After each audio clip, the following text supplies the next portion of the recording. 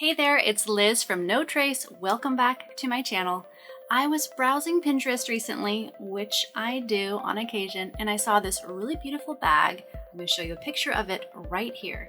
And I love this bag. I thought it was just gorgeous. Of course, it's sold out.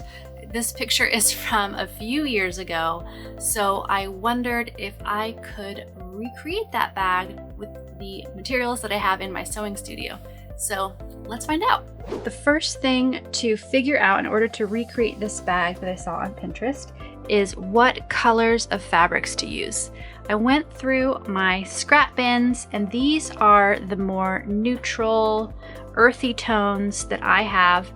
Several of these are actually upcycled from old sheets that I used to make produce bags. And then I made sure I had a couple of colors that'll jump out a little bit more on the bag. I decided to cut all of my scraps to 3 inches tall, and then they're different lengths. And I'm hoping that 3 inches will make that same look that I saw online. After getting all of my strips of fabric together, I got more of my scrap fabric to make the liner pieces for this bag. So I have 2 pieces for the inside that measure 11 inches tall and 14 inches wide. And I also have 2 pieces of organic cotton batting that are also about 11 inches tall, 14 inches wide. These are actually a little bit bigger, but that's okay. I'll cut them down to size. I also made some handles. These are 10 inches long and they're a little over an inch wide. You could definitely use some cotton webbing for your handles. And if you want to make handles, I have a tutorial that shows you exactly how to make handles using different fabric. So I'm going to put that tutorial in the description box below this video. I also used 2 smaller strips of fabric. So these are 2.5 inches tall to make the casings that the drawstring will go through.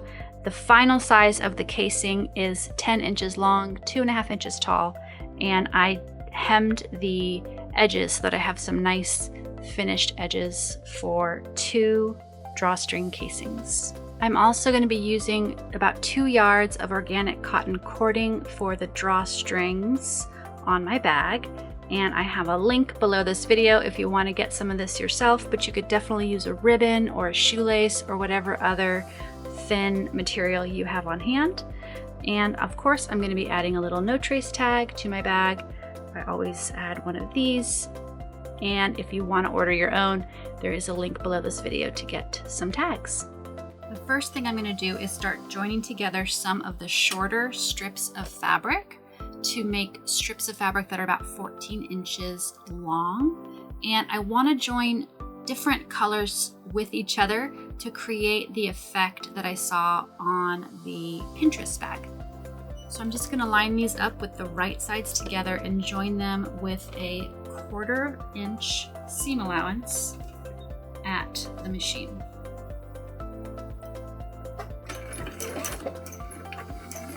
All right, now that I have at least 12 strips that are each at least 14 inches long, it's time for me to make some decisions. So what I'm going to do next is line these strips up with each other. Each panel is going to have 6 of these strips going like this. So I'm going to take a minute and kind of play with the look of them and decide where to cut the strips that have 2 different colors and how to place them with each other. So I'll be right back. Once I have my 6 pieces picked out, I have them lined up in a way that I like. Next, I'm going to start sewing each of the pieces together with a 1/4 inch seam allowance. Over at the machine, I'm going to put the pieces with the right sides together, and then I'll just stitch along the edge with a 1/4 inch seam allowance.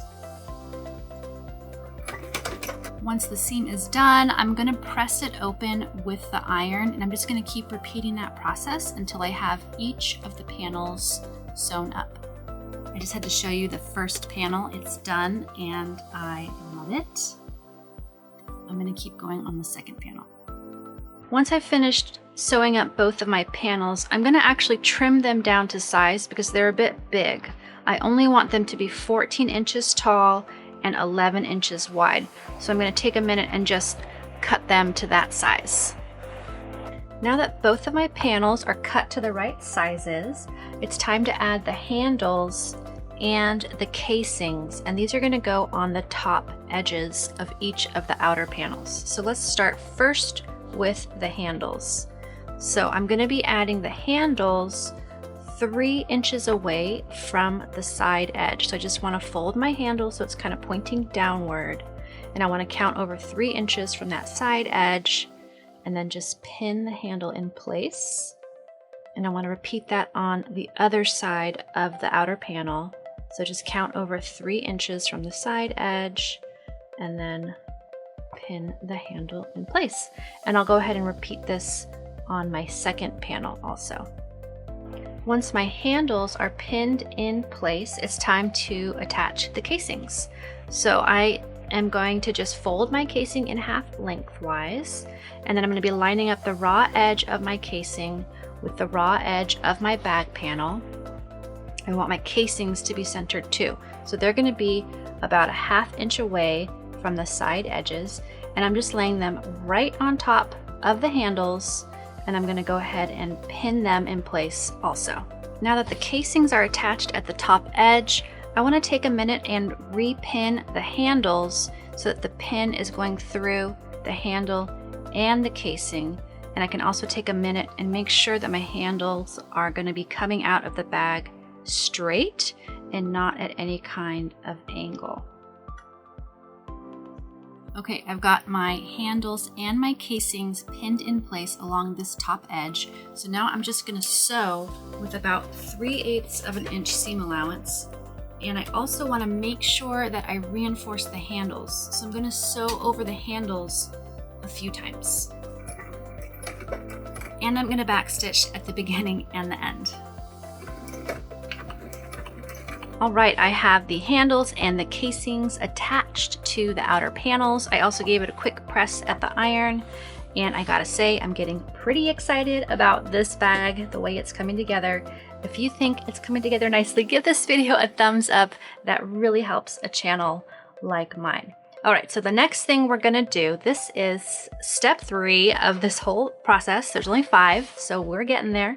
We're gonna put these with the right sides together, and we're gonna line up the sides nicely. And we are only gonna sew the bottom edge with a 3/8 inch seam allowance. Okay, the bottom edges are sewn together. Now I'm gonna be adding a tag. I love to add a little no trace tag to the sides, and I'm gonna be pinning it between these layers 3 inches from the top edge. I just wanna make sure that my bag is laying nice and flat. Then I'm gonna go ahead and put a couple more pins on the sides of my bag. Once I have a few more pins in place, we're going to box the corners in a different kind of way, or I guess we should say give the bag depth in a different kind of way. What I'm going to be doing is folding up this bottom edge 2 inches and pinning it on the sides so that we have 2 inches of fabric coming up. It doesn't matter which side of the bag we fold it up on. I just want to fold it 2 inches. That's measuring from the raw edge of the bag.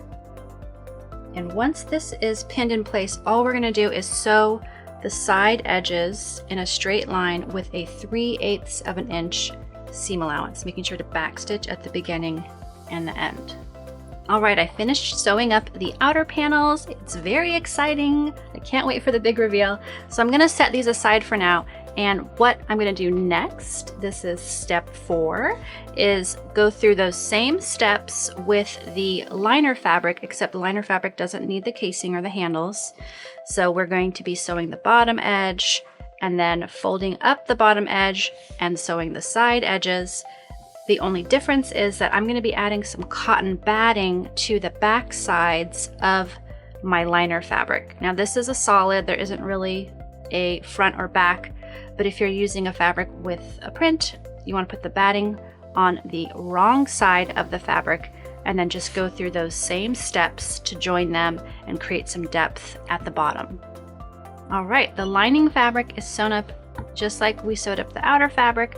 And the next step is the last step. We're turning the lining fabric right side out and pushing on those corners so that we get a little bit of depth down in those bottom corners. And then we're going to do the same thing on the corners for the outer fabric. So we want to push the corners and manipulate them so that we have a little bit of depth. So it kind of opens up at the bottom. And we have a little bit of a boxed corner kind of triangle look there. And then we also want to fold the casing and the handles so that they're pointed into the bag. And then we're going to put the lining fabric into the outer fabric, and we're going to line up the side seams and pin them together where those side seams line up with each other.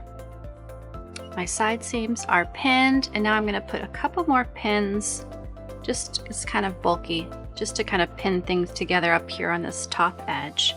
And then I will take it over to the machine. Okay, I'm over at the machine now, and I want to sew this top edge of my bag up with a 1/2 inch seam allowance, but I'm going to leave an opening on one of the sides. It doesn't matter which side. So I want to start my stitches a couple of inches away from one of the sides, and I want to back stitch at the beginning and the end of this opening. It'll be about a 4-inch opening so that we can turn the whole bag right side out in the next step. Okay, the bag is sewn up along that top edge except for about a 4-inch opening on one of the sides. So I'm going to use this to turn the bag right side out. This is always one of my favorite parts. It's like the grand reveal, the ribbon cutting. We are turning the bag right side out and we get to see how it turned out. I'm just going to take my time and do this gently. Once you got it like this, all you got to do is push the lining inside of the outer part. This would also make a really cute lunch bag, I gotta say. And it's a good size, so it would probably hold a water bottle and your lunch, whatever you got. So just take a minute and let's get these corners lined up. You can kind of feel the inner corner lining up with the outer corner. So cute. All right, obviously we still need to close up this hole and add the drawstring. So I'm just gonna take a minute and iron the lining, especially right here, but all along this inner layer. I'm gonna iron it nice and flat, and then I'm just gonna top stitch this whole edge underneath my casing, and that will close up my 4-inch opening over here on the side. All right, my top stitching is done. So now I'm gonna get the organic cotton cording that I have, and I'm gonna cut it in half. So I've already folded it in half so that I have 2 pieces of cording. And then I'm gonna use my, I think this might be called a bobkin. I don't know. If you know what this is called, let me know in the comments. I'm gonna clip it onto one end of the cording, and I'm gonna go ahead and thread the cording through the casing so that I have a knot on this side and a knot on this side, so I can just, so I can pull the bag closed from both sides. So I'll be right back. All right, here's the finished bag.